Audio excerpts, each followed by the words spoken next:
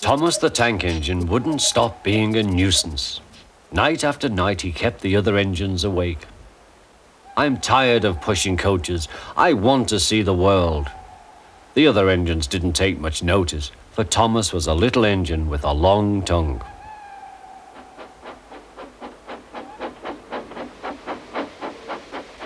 But one night, Edward came to the shed. He was a kind little engine and felt sorry for Thomas. I've got some freight cars to take home tomorrow.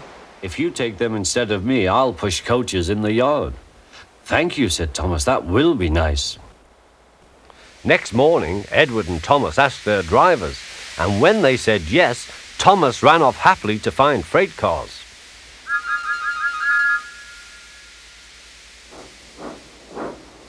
Now the freight cars are silly and noisy. They talk a lot and don't attend to what they are doing. And I'm sorry to say they play tricks on an engine who is not used to them. Edward knew all about freight cars. He warned Thomas to be careful, but Thomas was too excited to listen.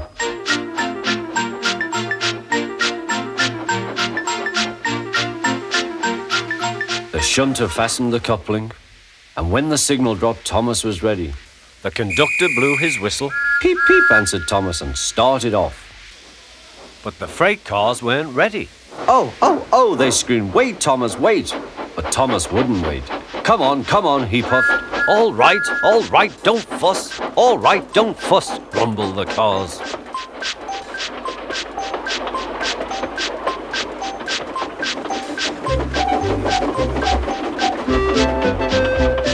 Thomas began going faster and faster.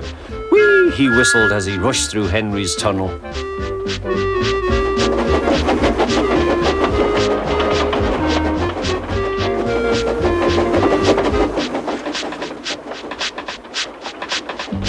Hurry, hurry, called Thomas. He was feeling very proud of himself. But the cars grew crosser and crosser. At last, Thomas slowed down as he came to Gordon's Hill.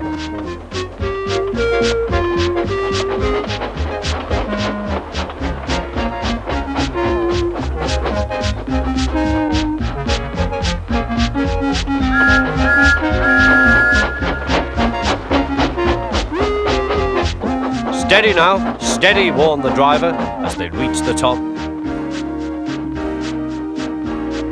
He began to put on the brakes. We're stopping, called Thomas. No, no, no, answered the cars, bumping into each other. Go on, go on. Before the driver could stop them, they had pushed Thomas down the hill and were rattling and laughing behind him. Poor Thomas tried hard to stop them from making him go too fast. Stop pushing, he hissed. But the cars took no notice. Go on, they giggled in their silly way.